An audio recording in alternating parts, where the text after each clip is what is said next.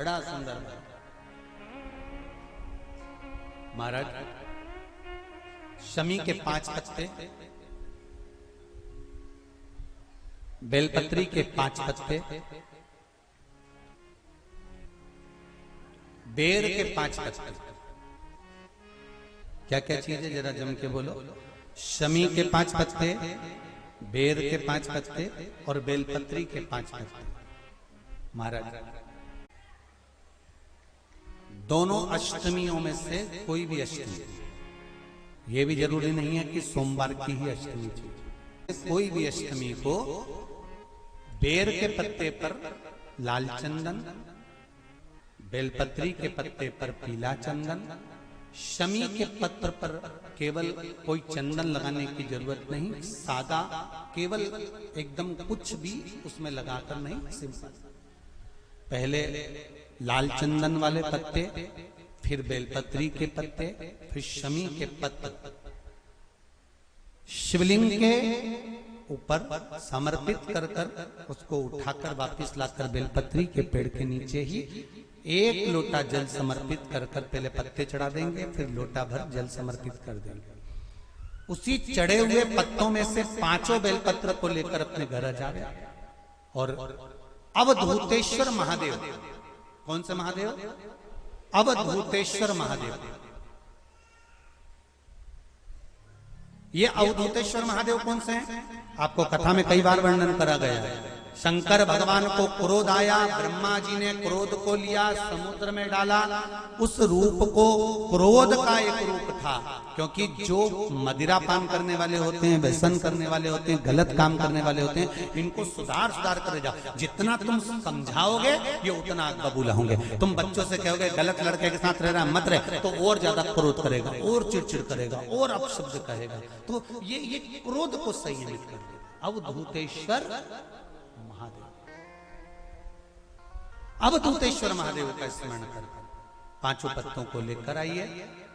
कुछ समय बाद जैसा जैसा समय की अनुकूलता मिले, आप किसी मदिरा का पान करने वाले या किसी व्यक्ति को वो पत्ते दोगे या प्रसाद के रूप में दो तो अच्छी बात है, नहीं तो उस पत्ते का थोड़ा थोड़ा भाग भी प्रतिदिन मात्र 21 दिन तक अगर थोड़ा थोड़ा भाग भी दे दिया जाए तो धीरे धीरे धीरे धीरे मदिरा पान, व्यसन, गलत आदतें छूटना प्रारंभ हो जाती है और वो शंकर की शरणागति ग्रहण करता है। महाराज शिव अर्चना, ये तो अभी अभी लोगों की थोड़ी सी सोच गलत हो गई। ये दुनिया के लोगों को ये तो मालूम नहीं है भगवान शंकर के लिए। हाँ, शंकर भगवान के पास में भांग रहती है, शंकर भगवान के पास में भांग रखी हुई होती है। शंकर भगवान का भांग का श्रृंगार होता है, क्योंकि उसको बूटी के रूप में, औषधि के रूप में लिया जाए। पर कोई कहे कि शंकर भगवान भांग का नशा करते हैं, तो ये संसार के लोगों को समझा देना कि शिव भांग का नशा, मेरा भोलेनाथ भांग का नशा नहीं,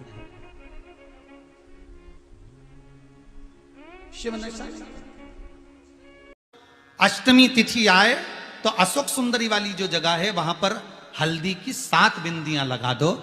लड़का लड़की का हाथ उस बिंदी पर रखवा दो, उसका नाम गोत्र बोलो, उसी हल्दी में उसके हाथ पीले करवा दो और पीपल के पेड़ पर उस हाथ के 5 छापे पड़वा दो। 3 महीने में विवाह पक्का हो जाता है महाराज। उसका इतना, अशोक सुंदरी के उस हल्दी का इतना प्रमाण, 3 माह के अंतर्गत विवाह नक्की हो जाता। इतना इतना प्रमाण है महाराज भगवान शिव की आराधना का कोई साधारण। अष्टमी के दिन भूल से भी अगर एक बेलपत्र, एक श्वेत पुष्प शंकर भगवान को समर्पित हो जाता है तो ये मानकर चलें कि आपने कुछ मांगा भी नहीं तो भी शंकर भगवान देने के लिए आपके दरवाजे पर पहुंचे। शिव महापुराण की कथा कहती है, इस मृत्यु लोक में, पृथ्वी पर कलिकाल में जो तुम बीज बोओगे वही तुम्हें काटना पड़ेगा। तुम किसी की निंदा करोगे तो कोई तुम्हारी भी निंदा करेगा। तुम किसी पर कीचड़ उछालोगे तो एक न एक दिन तुम पर भी कीचड़ उछलेगा। तुम किसी का अपमान करोगे तो एक न एक दिन तुम्हारा भी अपमान होगा। तुम किसी के लिए गाली दोगे तो वो गाली तुम्हारे पास भी आएगी। तुम किसी को अपशब्द कहोगे तो पलट कर वो अपशब्द तुम्हारे पास आएगा। तुम किसी को बद्दुआ दोगे, एक ना एक दिन वो बद्दुआ तुम्हारे पास भी आएगी। तुम किसी का अपमान करोगे, एक ना एक दिन तुम्हारा भी अपमान होगा। तुम किसी पर कीचड़ उछालोगे, एक ना एक दिन वो कीचड़ तुम्हारे ऊपर भी आ। कितना सुंदर कहा है। शिव महापुराण की कथा वर्णन करती है, यदि किसी भी अष्टमी तिथि को 12 महीने में शुक्ल पक्ष कृष्ण पक्ष की अष्टमी तिथि पड़ती है, यदि किसी भी अष्टमी तिथि को अगर किसी ने नियम बनाया 5 अष्टमी का, 8 अष्टमी का, 7 अष्टमी का, एक कनेर का पुष्प शिवजी के शिवलिंग को समर्पित करना, अशोक सुंदरी के स्पर्श करना, और जो जलाधारी होती है, जैसे ये शिवलिंग है, ये जलाधारी है, तो पहले शिवलिंग पर स्पर्श, फिर अशोक सुंदरी का स्पर्श, फिर जलाधारी पर कनेर का पुष्प शिव जी की ओर मुख कर कर, अर्थात जैसे मानो ये कनेर का पुष्प है, तो ऐसा शिवलिंग का स्पर्श करते हुए जलाधारी पर जो समर्पित करता है, भगवान शंकर उसके मन की कामना को पूर्ण जरूर करते हैं। एक कनेर का पुष्प मां श्रृंगार कर रही है, कनेर के पुष्प से माता सती श्रृंगार कर रही है। पहले जटा का श्रृंगार किया। मेरे राम जी महाराज ने भी पूरा कर्म कर लिया, पूरा की पूरा कार्य कर लिया, तो भी राम जी महाराज जान गए कि समुद्र से भी कहकर देख लिया, हाथ जोड़ लिया, पांव पड़ लिया, सबसे विनती कर ली, पर कोई रिजल्ट सामने नहीं आया। तब राम जी ने पार्थिव शिवलिंग का निर्माण करा, बालू रेत का शिवलिंग बनाया, पूजन करी। शंकर भगवान ने बुद्धि दी, और बुद्धि किसको मिली? नल और नील को प्राप्त हुई थी। वो बुद्धि का एक स्मरण सामने प्रकट कर दिया। समुद्र देव ने आकर कह दिया, आपके साथ में ये जो नल नील रह रहे हैं, इनको श्राप लगा है कि ये कोई भी वस्तु पानी में फेंकेंगे वो तैर जाएगी। कभी कभी श्राप भी उत्तम फल दे जाता है। ये नल नील इतने उपद्रवी थे, छोटे छोटे दोनों।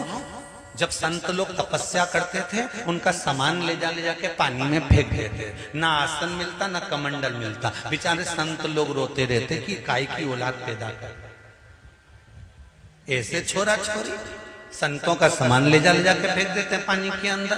बड़े उपद्रवी हैं। इन संतों ने विचार करा, छोटे हैं, उपद्रव कर रहे हैं, अगर हम श्राप देंगे और इनको ज्यादा दे देंगे तो तकलीफ आ जाएगी। ऐसा करते हैं कि श्राप भी हो जाए और काम भी हो जाए। तो श्राप ऐसा देते हैं कि जो भी ये अपना सामान, हमारे कमंडल, कपड़े, आसन, कुछ भी पानी में फेंकेंगे तो वो तैरेगा तो अपन कूद के निकाल के लिए आएंगे। तो इन्होंने श्राप दे दिया कि ये दोनों जो भी पानी में फेंके वो डूबे नहीं। अब उनके उपद्रव करे हुए बचपन के श्राप को समुद्र देव ने याद दिला दिया कि नल नील कोई पत्थर को फेंकेंगे तो वो तैरेगा।